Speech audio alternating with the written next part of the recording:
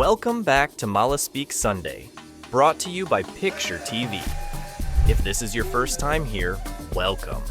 And if you're coming back to our regular Sunday programming, listen, we're happy to have you. Just don't forget to like, comment, and share with your friends, family, colleagues. Yes, even that coworker who eats tuna fish in the office microwave, so you can all stay in the know. Now buckle up. Today we're talking about Carnival, aka the only time of year it's legal to whine on a stranger without HR calling you into a meeting. Why Carnival began. Carnival started in Trinidad and Tobago. Africans, French colonizers, emancipation vibes. It was basically the first mashup album. Picture this. Colonizers sweating in lace wigs. Africans like, bruh, hold my drum.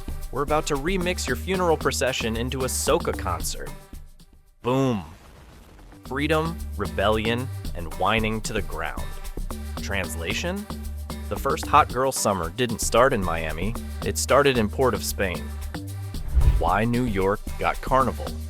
Fast forward to the 1920s, Harlem Carnival Balls. Same ballroom where Duke Ellington played jazz. Meanwhile, somebody in a feather bikini spilling curry goat on the trumpet.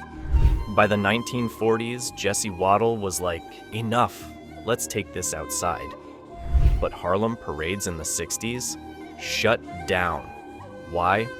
Because nothing terrifies New Yorkers more than people being happy in public. What's that? Dancing. Arrest them immediately. Brooklyn takes over. 1967. Carlos Lozama said, nah man, Brooklyn is the place. And boom. Eastern Parkway became the Carnival Olympics. Event 1. Who can whine the longest without their knees filing for retirement? Event 2. Who can smuggle the most roadie before security notices? Event 3. Flag waving till your shoulder dislocates on Flatbush Avenue. Brooklyn? Gold medal every single time. The festival today. Now, over 2 million people pack Eastern Parkway. That's not a parade. That's Costco with vibes. Events? Jouvert, 4 a.m., baby powder flying like toddlers on Red Bull. Panorama, steel bands so loud, even your ancestors start two-stepping in the afterlife. Dimanche Gras, Project Runway, if Rihanna was judge, jury, and executioner. Parade of bands, Fashion Week, except Anna Wintour would choke on jerk chicken smoke. Politicians love popping up too. Jumaine Williams, Grenadian, dancing like his rent got waived. Governor Hochul Googling how to whine without snapping a hip. Eric Adams, on Parkway, acting like he's auditioning for a Soca video. And the celebs? Allison Hines, the Soca queen herself. Spice and Mr. Killa showing up like the Avengers, but shinier.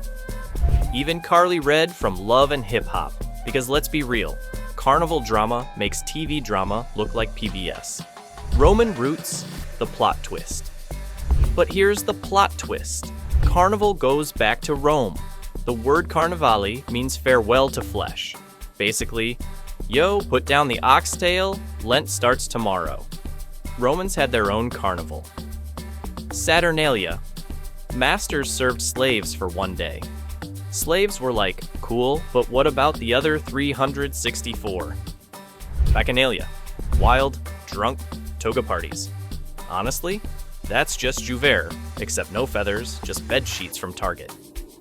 Why Carnival still matters. Here's the truth. Carnival isn't just feathers and vibes. It's protest, it's joy, it's survival, it's a reminder. No matter how far you travel, you carry your culture with you, even if you're carrying it in a cooler full of rum punch. So, to the next generation, dance like rent ain't due, celebrate like your ancestors watching, and remember, powder is for Jouvert, not your baby mama's bathroom mirror. This is Carnival, where everybody's family, everybody's sweaty, and nobody's shirt survives the day. Like, comment, subscribe, and hit that bell harder than Naomi Campbell hit that flip phone in the 90s. This is Mala Speak Sunday, baby. Stay free, stay loud, and wave that flag till your shoulder gives out.